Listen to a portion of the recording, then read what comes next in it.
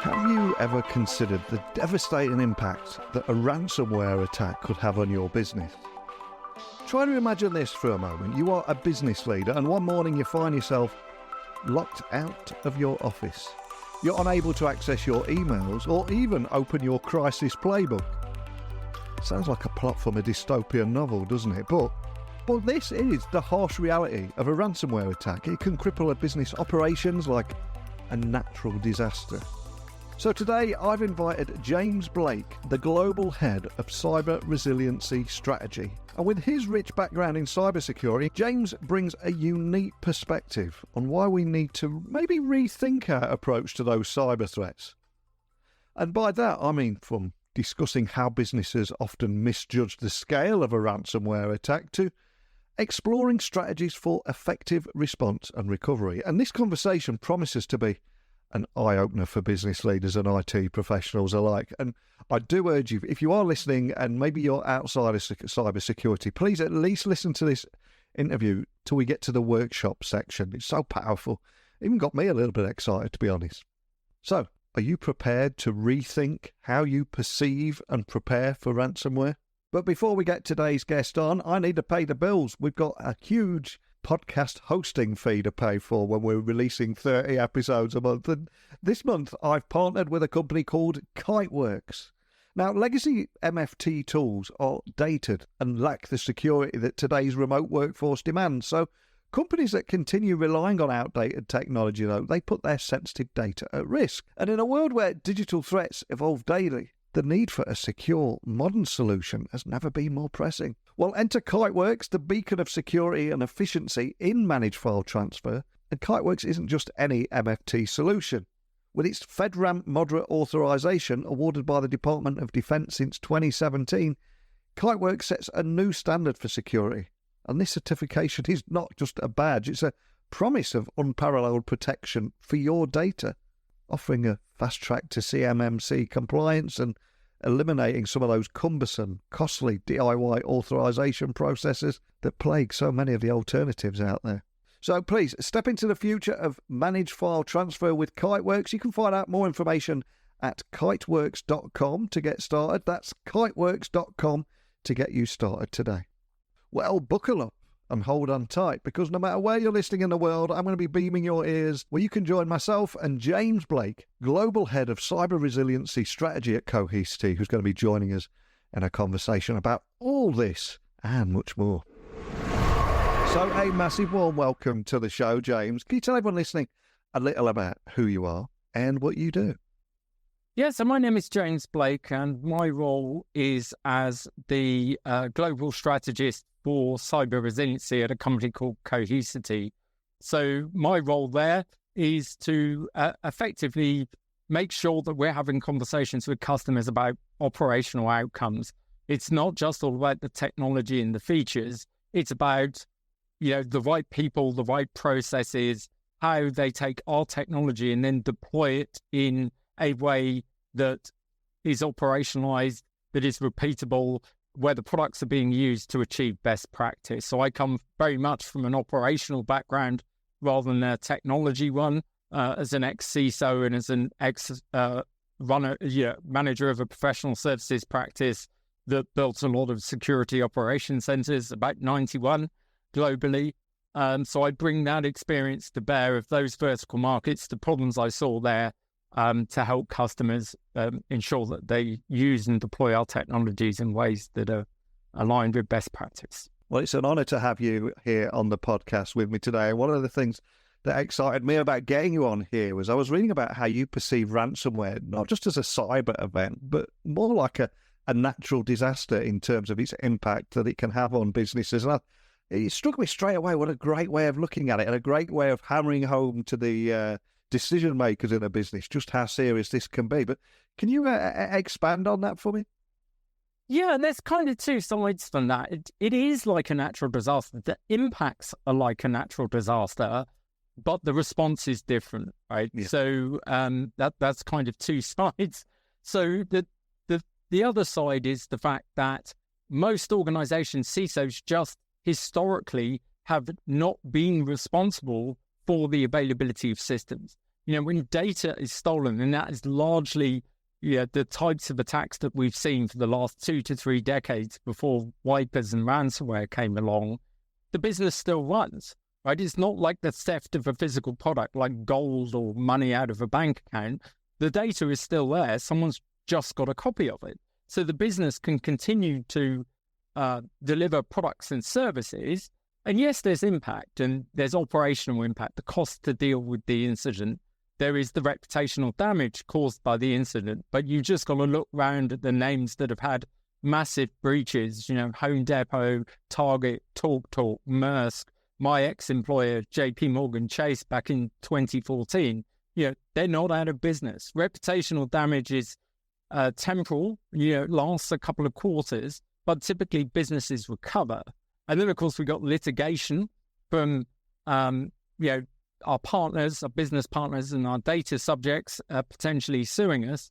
And we got regulatory fines, for not disclosing breaches. And those 4 kinds of losses is all of us, as CISOs, that's all we had to really face for a couple of decades, since our job was first created in the mid-90s. And I see them as halcyon days, going back to that, because now, if the data is encrypted or wiped, the business can't run. We haven't got that luxury of time to investigate because a lot of those costs, apart from the operational ones, they're sunk. You haven't looked after the data properly. So if it's exfiltrated, you've already incurred the regulatory obligation and the reputational damage. Whereas every second you are responding and recovering from an incident, it's primary losses to the organization. And then I think the other side of things is, just talk about business continuity and disaster recovery, because there's often the mistake made by the IT company, the IT components of an organization, that it's like a business continuity and disaster recovery scenario, where we're just going to recover the last backup. And I think that the challenge is there's a finite number of causes of traditional BC and DR scenarios. If I walk in a data center and it's windy and the roof's gone, it's a hurricane. If it's wet on the floor, it's a flood. If it's very hot in there, it's a fire. If it's dark, it's an electricity loss, right? And if it's anything else, it's probably a misconfiguration.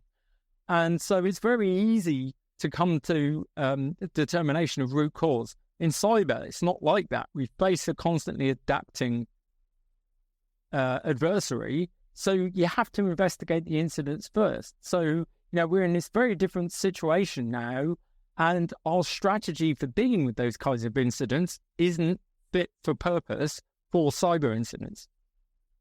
And of course, a decade ago, boardrooms were often accused of just not getting cybersecurity, or at least not being able to see the value in something that might or might not happen. And I would hope that has changed. Has it changed, or are there any other misconceptions business leaders might have about ransomware? And how does all this affect their response strategies, especially at a time when many businesses are almost challenged to do more with less?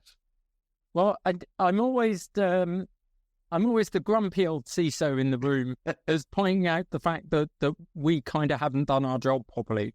And we always complain we don't get a seat at the table. Yeah. And then we get a seat at the table and we don't talk in business terms, right? We talk in technology and language that the business doesn't understand. And, I've got a PhD in a cybersecurity subject.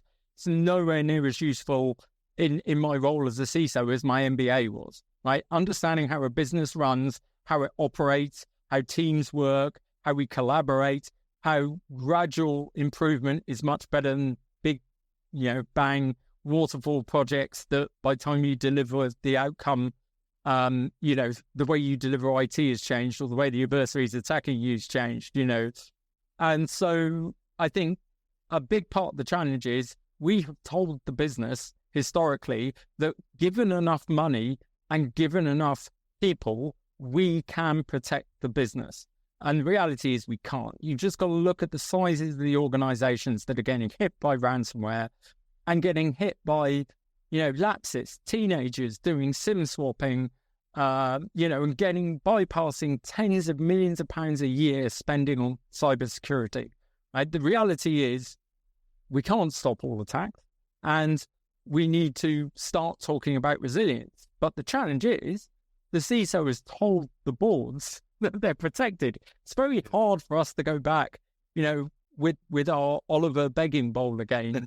Please, sir, can I have some more? Because I actually need to deal with response now and recovery, which, by the way, is owned by another bit of the business. It's owned by IT operations, not security. It is very challenging to go back to the board and have those kinds of conversations. Now I've got to have a conversation with you about what do we do in this crisis? How do you pre-authorize us disconnecting our production networks, which will have an impact to stop the spread of ransomware? That is a real adult conversation at a business level, which unfortunately I've only seen a subset of CISOs having, because their feet are being held to the fire now about ransomware because the board is aware. The good news is I'm seeing much more operational CISOs in my day-to-day conversations than I am historically, where I saw a lot of technologists that had kind of gone up into that role. One of the things I love about your story is your vast experience at Cohesity and, of course, your military training. And because if we put all that in a melting pot of sorts, what initial steps should a business take immediately following a ransomware attack? Because we all know that what we should be doing, what a business should be doing, but in the event of an attack, when everything goes crazy, or stakeholders from right across the business, or why is my app not working? Why is this not working? Why can't I get my folders? P1 bells going off everywhere, everyone running around, people going in and out server rooms. We've all been a part of those P1 environments. They're very intimidating. But what should be the first steps that they should take? Well, I think that the first thing is, I kind of alluded to it earlier, the adult conversation with the business, right? You need to sit the business down, and I think they do understand and they are receptive, and talk about the fact that a ransomware incident or a wiper incident, and let's face it, the world is a very different place than it was 10 years ago, even 2 years ago. And if we look at two of the countries which are renowned, and I was at a company as a victim to an Iranian wiper attack, a global petroleum organization, and Iran, Russia, big users of wipers, and everyone's worried about the Chinese getting on the bandwagon as well. So I think we need to face wipers, especially if we're a critical national infrastructure or a high-profile Western organization. Right? It's not just about ransomware now. We need to be concerned about destructive wiper attacks as well. So if we take those two, I think the most important things is those adult conversations. Make the business aware that we cannot stop everything, right? The focus now has to be, we have been hit. Let's use that language and that approach that we've used in business continuity to make the business understand the kind of scenarios that we see, but also make them aware of the fact that we can't be descriptive of how it's going to manifest itself in the same way we can about a business continuity and disaster recovery scenario, because the root causes aren't 100% known. We have to plan for this kind of attack where we don't know exactly how it's going to happen. And that's one of the reasons why response is so important. As I mentioned earlier, the IT going back to this, we're just going to instant mass recover systems back into production, what with all the vulnerabilities that allowed the initial exploitation, with those artifacts of persistence, the accounts they've added, the additional authentication services that they may have tacked on the end of your configurations, the GPO objects that redeploy the ransomware, without understanding what controls were circumvented or were missing, you're just kicking the can down the road and recovering. And we've seen double tap ransomware that attack the same company again if you manage to recover. And I've seen this multiple times, where organizations have, and the petroleum company I talked about earlier, they tried recovering 17 times, but the wiper attack was just persistent and came back. And we helped a hospital that, recovered 15 times.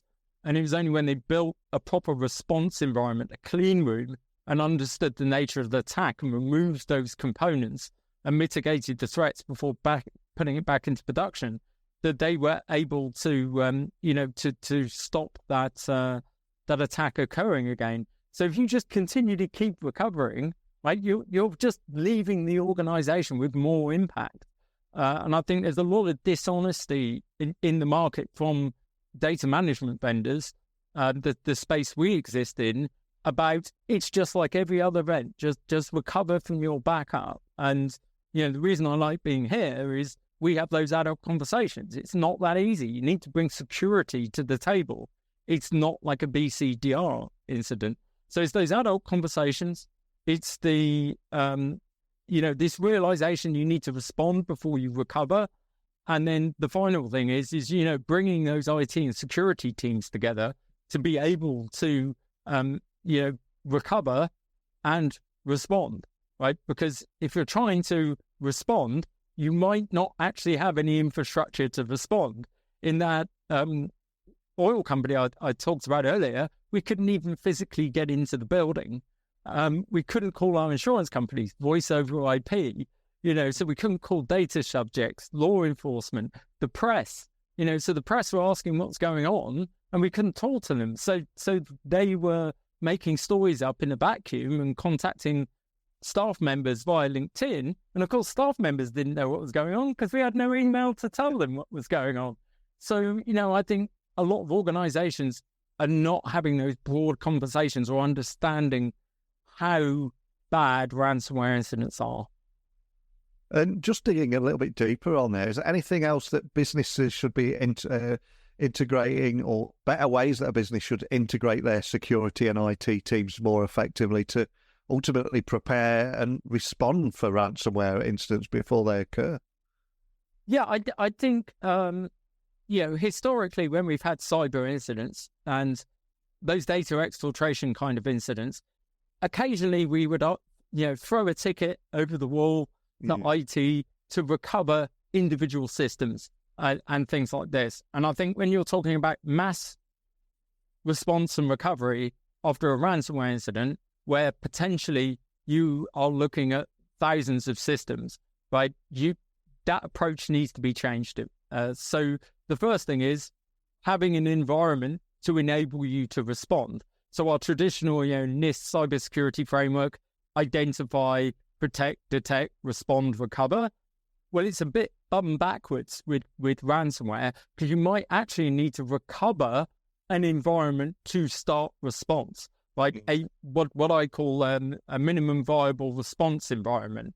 And ideally, this needs to be isolated, inside a clean room, inside an isolated environment where we've got authentication services, communication services, collaboration services, our security tooling, but deployed in a way that the adversary cannot see what you're doing.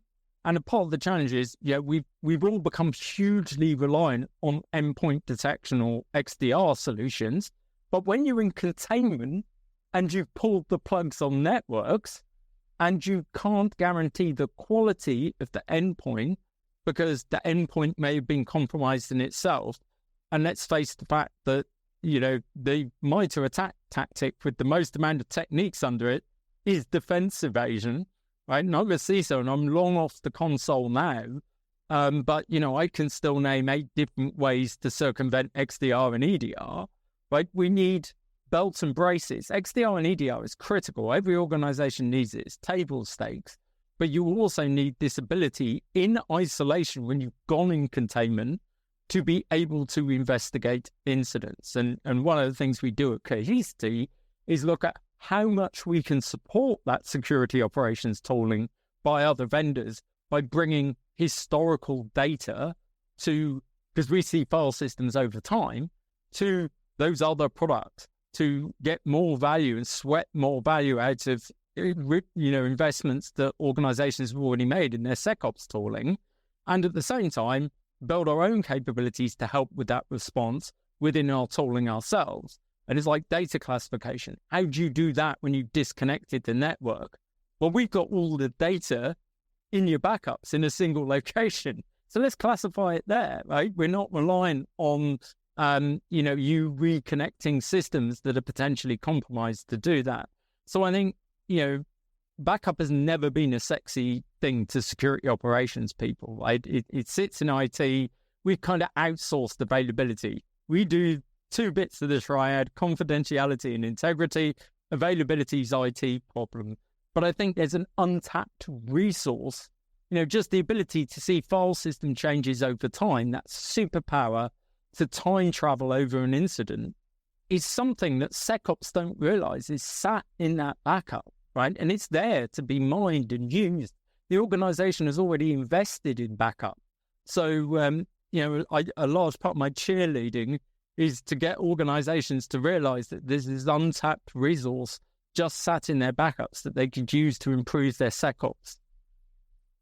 And there are so many different things going on now, and to be aware of in the event of a data breach, for example, that how quickly it's got to be reported to GDPR, and the fines around that, something like 4% of overall turnover, not profit. So I think it's something everyone's got to take seriously, and hopefully the boardroom are more than aware of this now. But what would you say are the critical components of a robust crisis playbook for dealing with ransomware attacks? We've covered a lot already, but is there anything else that you would add to that playbook? Yeah, I think the most important thing is there's a very famous quote from Helmuth von Moltke, which is, no plan survives contact with the enemy, right? And I prefer the Mike Tyson version: no plan survives being punched in the mouth, right? And I mentioned earlier, preparation is a large part of this, like getting the business ready, the tooling ready, the teams working together, the right workflows there. But also, we can't be too prescriptive. As I mentioned earlier, we face an open-ended threat that is continually changing its behavior to compensate for us changing our behavior, the cat and mouse game we always play.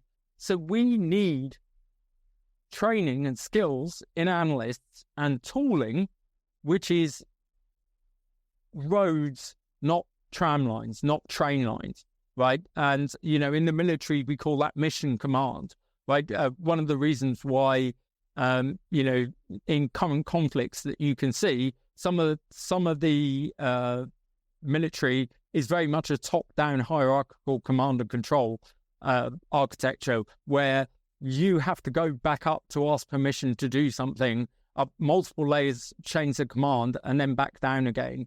And you're just not fast enough, right? And it's things like establishing the criteria for what is a ransomware incident or wiper incident. What are you allowed to do, ahead of time? Like, can you reach out and to a retained incident response company? What's the authorization to do that? You shouldn't have to ask for authorization in advance. You should have, if these criteria are matched, we have the ability to call this out. So it's all that threat modeling and that planning and understanding just how bad a ransomware incident is. And I always hear, we'll just pay the ransom. What? And they might be sanctioned, right? And you're gonna get 4% of your revenue or 30 years in prison paying a sanctioned entity. Oh, we'll just get some Bitcoin. Do you know how long it takes to get Bitcoin because of know your customer? You've got a month lead time before you can get any Bitcoin. And when you get the Bitcoin and pay the ransom, you get a list of MAC addresses and decryption keys. Do you know what MAC addresses are where? And how are you going to communicate this? Email is down, your CMDB is down. Oh, and by the way, only 2% of companies manage to recover all their data anyway after paying the ransom. And again, it's this, people have these unrealistic expectations because most of them have never been hit by ransomware before. And we like that because we help customers recover from ransomware 3 to 4 times a week. So when we have conversations with customers, we can kind of expose all those things that they might not be aware of because we've seen customers go through it. Wow, I absolutely love that. So many great points in everything that you just said there. And before you came on the podcast, I was also reading how you run ransomware workshops. And I'm curious, as a fly on the wall here, what are the key takeaways for business leaders and CIOs? Because I would imagine that you take them on a real journey, and it would be quite an eye-opener for many of them. But what have you seen? Any insights you can share from those workshops? Well, the first thing I'll say is I tried to make it different, right? So I sat in as a fly in the wall myself on ones that have been driven by, let's just say, consulting organizations with a bunch of graduates that, have just passed through a boot camp and have never been on the coal face of a ransomware incident, right? And it always strikes me how they are so unrealistic. And, I was working with a large bank. It's an old, not one of the kind of big four in the UK, but one of the really old, banks. And they rolled out this, across their boardroom table, this 14-foot long crisis management program with 21 swim lanes in it. They were so proud of this. And I went about 3 parts in on the flowchart, and I went, well, that won't work. And that everything beyond there, the hundreds of other steps, were wrong, because they just made the assumption of availability of a piece of equipment that was in the blast radius, potential blast radius of a wiper or ransomware attack. So I think, these workshops need to be realistic, right? And ideally, you need to have people there, or they need to be designed by people that have seen dozens of instances, that understand the impacts in every vertical market, in retail and oil and gas and healthcare and financials. It's all different, right? The way they're structured, the tooling they have, the resources they have available. So the workshop and insights need to be tailored for each organization. So what we tried to do with our ransomware resiliency workshop is literally, I wrote it a year ago last Christmas. And I just sat down at Christmas with a nice bottle of wine and said, I'm going to write a screenplay. I'm going to write a screenplay about the world's worst ransomware incident. So it's the world's worst company that really hasn't got a senior management team that have been told what ransomware is like. Their IT team and their security teams have questionable capabilities. And literally all the problems I just outlined: sanctioned organization, insurance won't pay out, backups have been corrupted, there's all sorts of problems around the press getting hold of the incident. It starts off with the SOC having to put a waste paper basket jammed into the door because no one can get in and out of the SOC because the physical access control system has been encrypted. So the idea is we take them through 3 scenes. We give each participant a role, and it's a bit like Dungeons and Dragons. You've got a character sheet, and it says, here's your role: CISO, CEO, Chief Operating Officer, PR, Legal Counsel, and here's how you're measured, right? We expect you, this is not your organization anymore. What we're trying to do is take you on a journey of self-discovery so you identify if you've got any of these shortcomings. And you have to play this role, right? Don't play your role, play the role in this organization. And we take them through the incident scene by scene, and then they read the script. The other thing is we flip roles, because I love this. Give the CEO the CISO's role. Let them feel what it's like to be a CISO, and then give the CIO the CEO's role, and then give the CISO the CIO's role. Right now, everyone is doing a role they're not familiar with, and it really opens their eyes about how much support and collaboration they need to give their peers in an incident like this.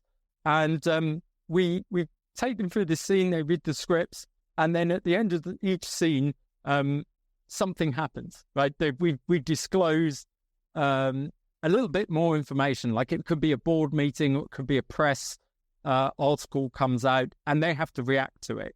And then while they're all arguing, and they will be arguing about how to react to it, because they haven't prepared in advance, and they haven't thought of all the things like sanctions, gaining a cryptocurrency, they get interrupted, and we deliberately keep it up like that. They can't make a decision, right? We need to keep the pace up to be like someone having to make a decision without fully talking about all the problems. They then have to negotiate with the ransomware operator, right?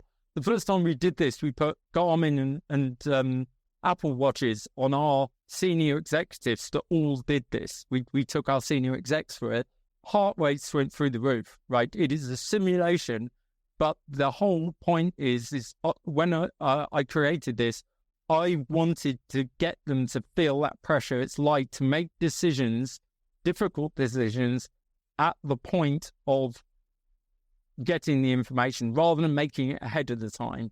and then they complete a workbook that they own, it's not ours, drawing it, where they say what they uncovered, what can they bring back to their own organization, the lessons learned, to help them build their own roadmap to overcome any of those things we expose. We don't talk about product. It's not a shill for our product. The whole point is knowledge transfer, right? Because if people, and it's all aligned, the best practices, myself and my peers who are cybersecurity specialists talk to them about, it all comes from ISACA and NIST and the NIST IR 8374 profile for ransomware risk management. So we don't talk about a product, we talk about the operational things that these best practices tell you to have in place.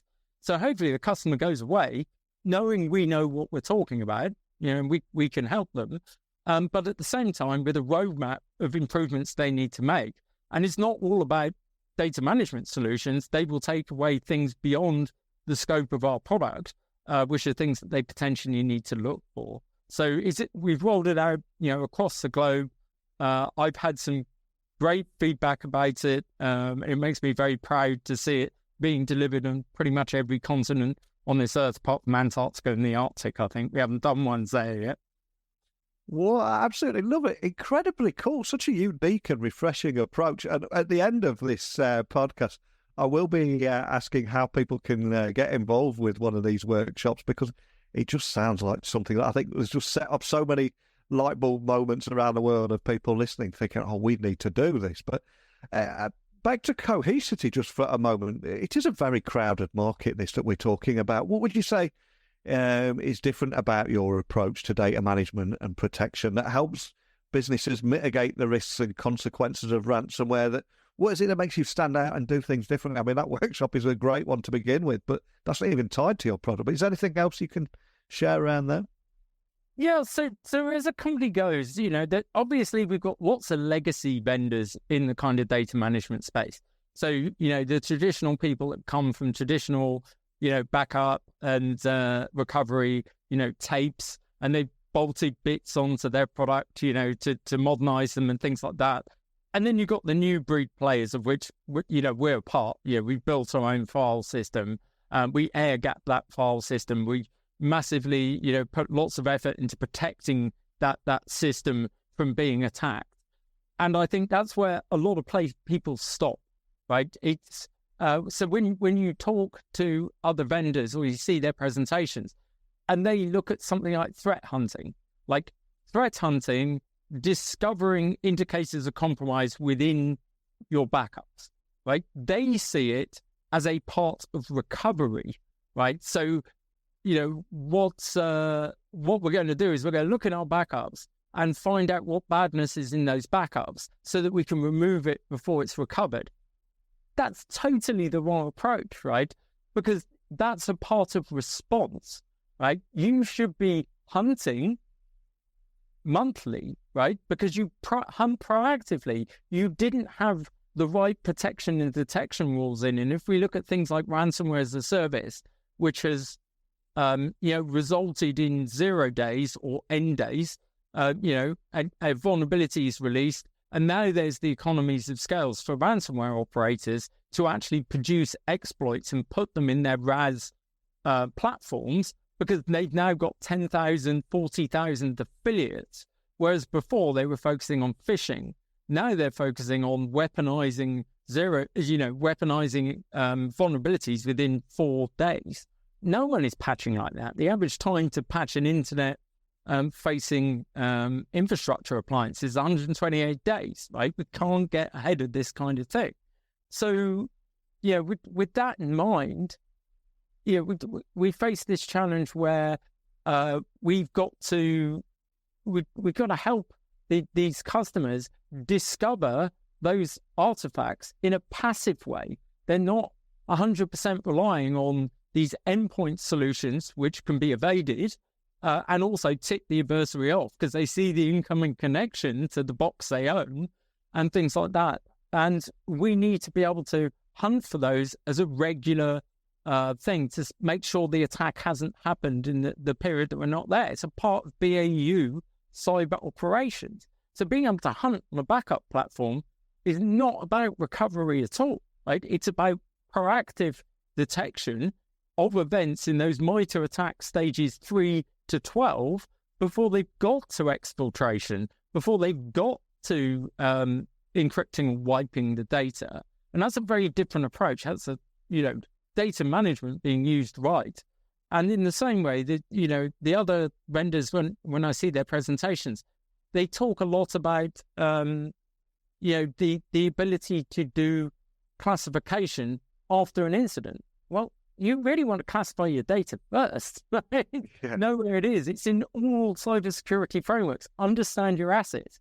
And everyone's out there, looking at software bill of materials and hardware. But let's face it, that's commodity these days, right? You can spin up an instance and a container or use, a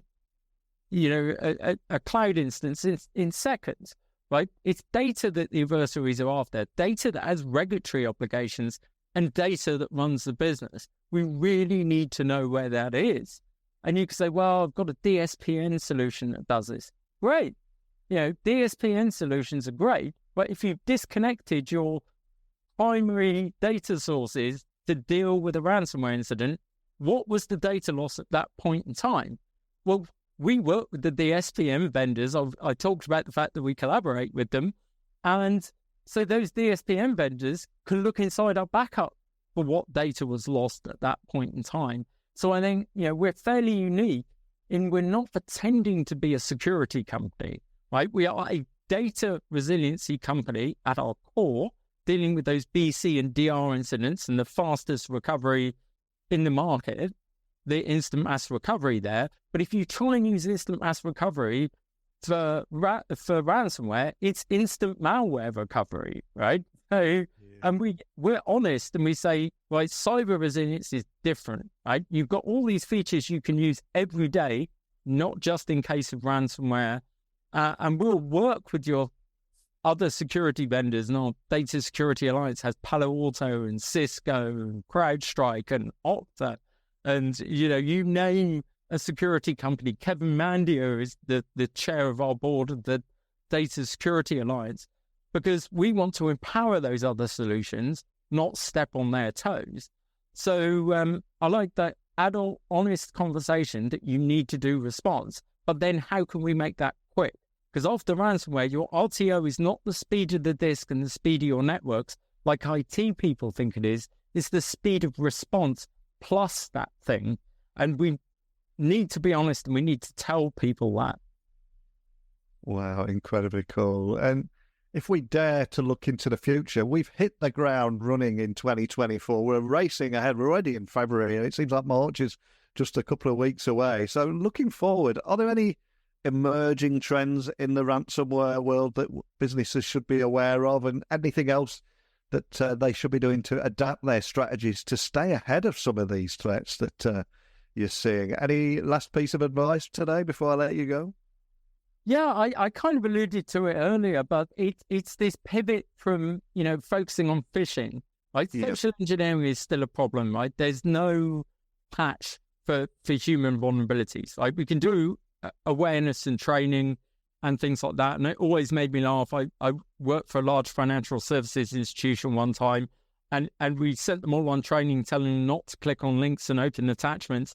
And then we audited the workflows in the business, and we had 54,000 workflows that involved clicking on links and opening attachments, right, as we moved to the cloud and things like that. So, we're always going to have that. Yeah, we build moats and we build walls. Adversaries build better ladders, better boats, or a Trojan horse and go right through the front of the castle, right? So I think this move with ransomware as a service to vulnerabilities and targeting those, and we've just got to look at the infrastructure vendors. If we move it to Avanti and all these other ones that over the last couple of weeks, they're targeting infrastructure. Infrastructure doesn't get updated very often. They're going to get in, right? It's just adult conversations. They're going to get in. Your patching cycle can never, ever catch up with the speed of adversaries weaponizing what's out there, not without massive change in the way that vendors apply patches, like live patches to their environments. So I think that's the first thing. The second thing is, with this focus on, attacking those vulnerabilities, if you can't patch the boxes, at least put some form of, barrier in front of it, prophylactic in front of it, that stops those attacks, a compensating control until we can patch that box. So vulnerability management needs to be a lot more holistic than it is currently within a lot of organizations. But the ultimate thing is, last line of defense, have an ability to respond and recover. Organizations are spending 85 to 95% of their budgets on protection and detection. And the average enterprise has, I think Deloitte came up with the figure, 130 different security products deployed. And almost every CISO I talk to wants that consolidated, right? They want platforms. They want things that work together to deliver operational outcomes, so they can focus less people on being security engineers and maintaining kit and more on actual achieving operational outcomes by lowering risk. And I think, how much risk is deploying your 131st protection and detection control going to move the risk needle compared with spending a bit more on response and recovery, which, as I explained right at the beginning, of the podcast, that now has a linear relationship with loss. If you spend a bit more on that response and recovery and on that preparation, you are going to reap far greater reduction in risk than you are just buying yet another magic AI, super duper tool. It's like I looked around InfoSec last year and I just looked up and it says, "We stop ransomware." And I'm like, oh, really? It's like, we're in business quite a lot and helping people recover. You clearly don't. And I'd love to go and have a chat to them on their stand about that. But I do, I think Sophos said it, 75% of organizations that get hit by ransomware and pay ransoms have up-to-date endpoint and network protections in place, right? We're appallingly bad at operationalizing our protective and detective solutions. And I say that as a man who helped build 91 SOCs, right? Because people used to hand a couple of £1 million consulting over to me to help them improve their SOC because we're really bad at building SOCs, right? Hopefully I left them in a much better state than I did when I ever went in there. And most of the companies I built SOCs for haven't been hit yet. So... Well, I can't thank you enough for coming on here, sharing your time and your insights, invaluable stuff. But before I let you go, I want you to leave everyone listening with one final gift, and that is a book that we can add to our Amazon wish list that people can check out and have a good read of. A guest recently chose, I did read this book as well, This Is How They Tell Me the World Ends, which completely freaked me out. I'm not sure if you've heard that one, but is that a book that you'd like to recommend everyone that we can add to our Amazon wish list? Yeah, well, mine's actually fiction. So I read a book several years ago called Resemblance, and it's by an author, a cyberpunk author called Neil Stevenson. And absolutely brilliant book. It's got everything in it. It's got biker gangs, Middle Eastern terrorists, Russian cyber criminals, ransomware, massively multi-player online games. It's an absolute brilliant read. And the kind of, as you can guess, the title of the book kind of alludes to the fact that a lot of people sending ransomware, English isn't their first language, so they misspelt the file they left on the desktop. And instead of README, it's REAMD. Oh, I love it. And you had me, of course, when you said cyberpunk and Neil Stevenson. He's the guy that wrote Snow Crash, right? Snow Crash, absolutely awesome book. Yeah, hero protagonist, the pizza delivering ninja is one of my all-time heroes. That book is great.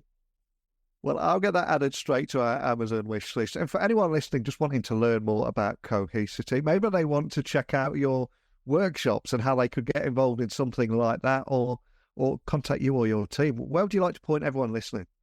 Yeah, I mean, the best place to go is just to our website. So in true military fashion, We are Charlie Oscar Hotel Echo Sierra India Tango Yankee. So cohesity.com. So once you learn the phonetic alphabet, you never forget it. Roger that. Well, I'll get that added to our podcast.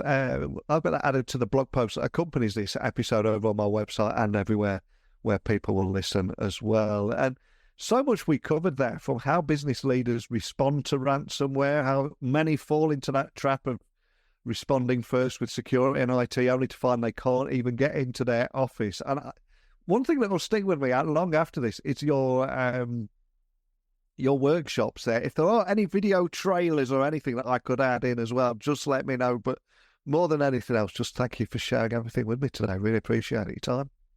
Thank you very much. So as we wrap up today's discussion, I think it's clear that the landscape of cybersecurity, especially in the context of ransomware, is continuously evolving, isn't it? And we've discussed how ransomware attacks are more akin to natural disasters than mere IT nuisances. But I think highlighting the critical need for robust response and recovery strategies, I think we've been able to shed light on the importance of integrating security and IT teams, and also the value of running realistic response simulations and the emerging shift in attack vectors from phishing to exploiting infrastructure vulnerabilities. We really did cover a lot of ground there, didn't we? And I also think it's evident that traditional methods like patching are no longer sufficient in isolation, and Cohesity's innovative approach to data management and an emphasis on empowering security tools, I think that offers a fresh perspective in this battle against cyber threats. But this is just what I think. I mean, are businesses underestimating the impact of ransomware? I've been out in the corporate IT space for a few years now. I'm here writing and talking about it, but you're right in the heart of this. How ready are you to handle such a crisis? Please share your thoughts and experiences with me, and let's continue this vital conversation on staying resilient in the face of cyber adversity. So email me, techblogwriter@outlook.com, Twitter, LinkedIn, Instagram, @NeilC.Hughes. And finally, as I walk off into the sunset, remember, in the world of cybersecurity, being prepared is not just a choice, it's a necessity. And that's it for today. So see you bright and early tomorrow. Bye, everyone.